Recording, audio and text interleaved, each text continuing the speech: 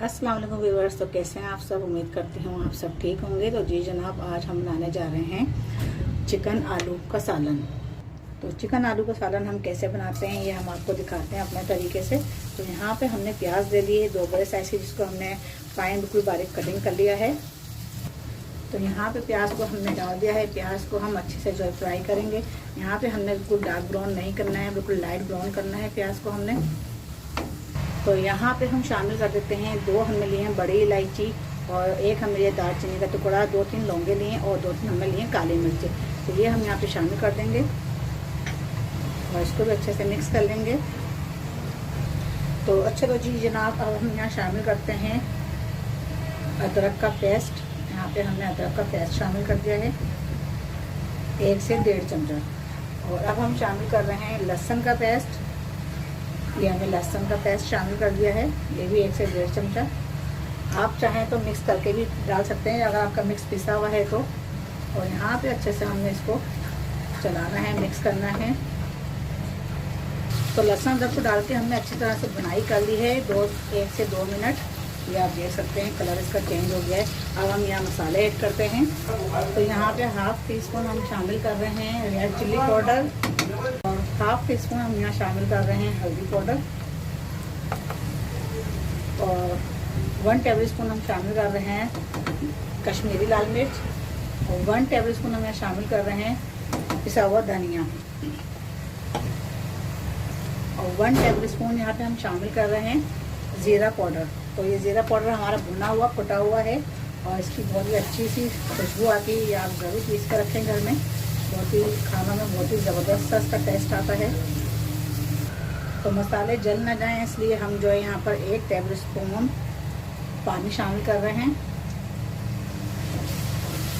ताकि मसाले हमारे जले ना।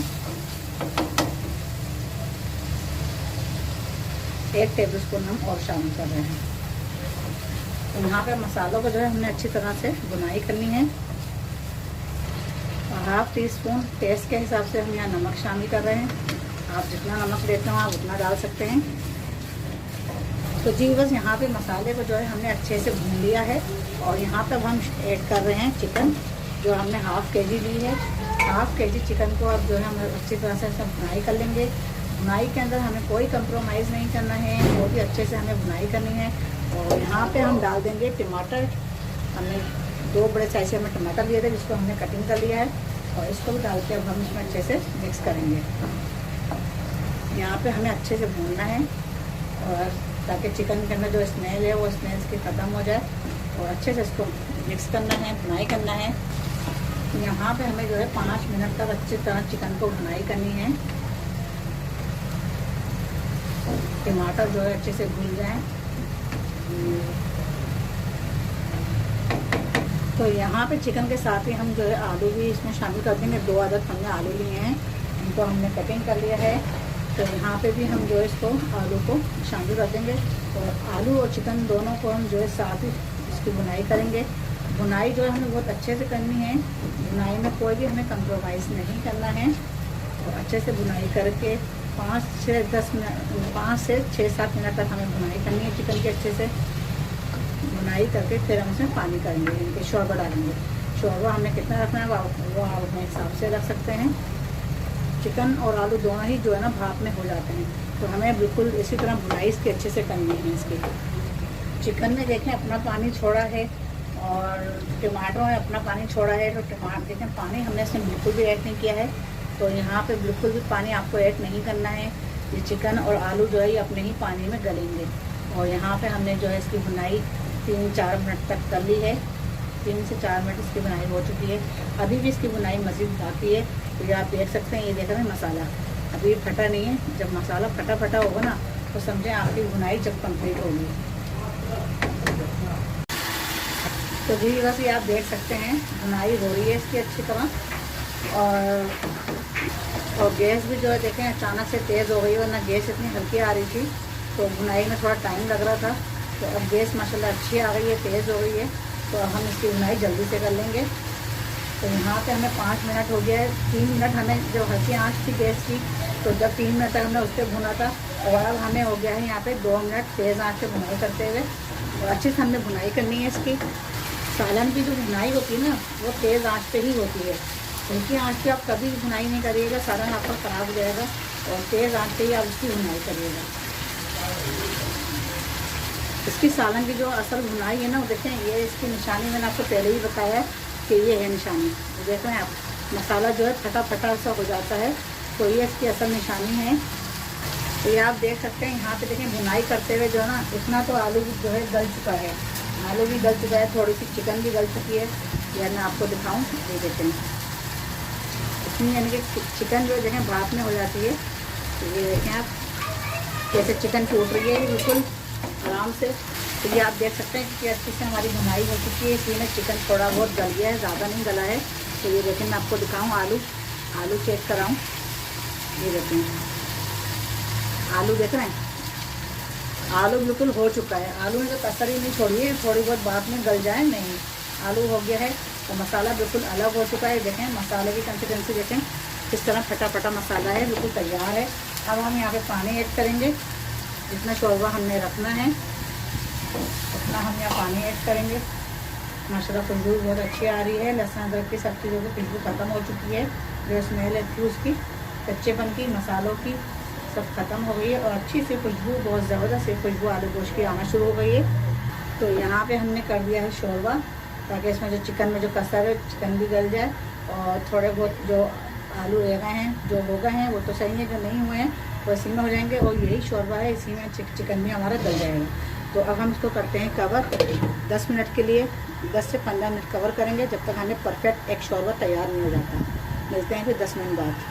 तो जी बस ये आप देख सकते हैं कितने ज़ोर शोर से उबाल आ रहा है इसमें और पक रहा है ये। तो यहाँ पे हम नज़र आ रहा है, हमें देख सकते हैं। तो थोड़ा सा हमने सोचा चलें चला भी नहीं इसको खोल के, कि इसकी क्या सूरत हाल है। बीच बीच में आप चेक करते रहा करें सालन को, और ज़्यादा चमचा नहीं चलाना है इसके अंदर, वरना चिकन जो है आपका टूट जाएगा, क्योंकि चिकन जो है भाप में ही हो जाता है। तो यहाँ पे अब बस थोड़ी रवानगी पे है सालन। तो मिलते हैं आपके 10 मिनट बाद। तो चलें जी बस यहाँ पे हो चुके हैं 10 मिनट्स बाद। और हम देखते हैं माशाल्लाह हमें शोरबा जितना हमें चाहिए था, हमें उतनी ही परफेक्ट ग्रेवी की नज़र आ रही है। और शोरबा देखें आप माशाल्लाह, ये देखें ना ज़्यादा पतला है और ना ही ज़्यादा गाढ़ा है, बहुत ही अच्छा, बहुत ही ज़बरदस्त जो है ये शोरबा बनके तैयार हुआ है। तो अब हमने यहाँ पे क्या करना है, कुछ नहीं करना है, सिर्फ इसमें जो है ना सिर्फ और सिर्फ जो जाएगा गरम मसाला डाल जाएगा। कुछ ज़्यादा हेवी हमें काम नहीं करना है। चिकन भी गल चुका है, आलू भी गल चुका है। और अब हम यहाँ पे चूल्हे की आँच हमने बिल्कुल हल्की कर दी है।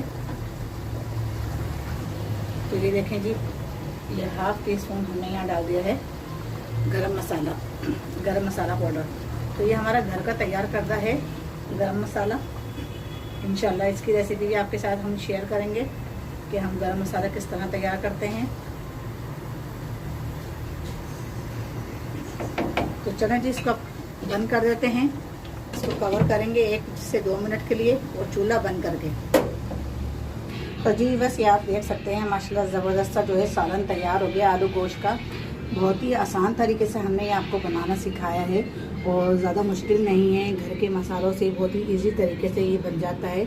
आलू गोश्त का जो है कौरमा भी तैयार होता है, बहुत ही ज़बरदस्त चिकन आलू गोश्त का, और बीफ आलू गोश्त बहुत ही ज़बरदस्त कौरमा बनता है इसका। तो अभी हमने जो आपको दिखाया है ये चिकन आलू का सालन दिखाया बना के, बहुत ही आसान, बहुत ही ज़बरदस्त सी रेसिपी है, बहुत ही जल्दी बन के तैयार हो जाती है।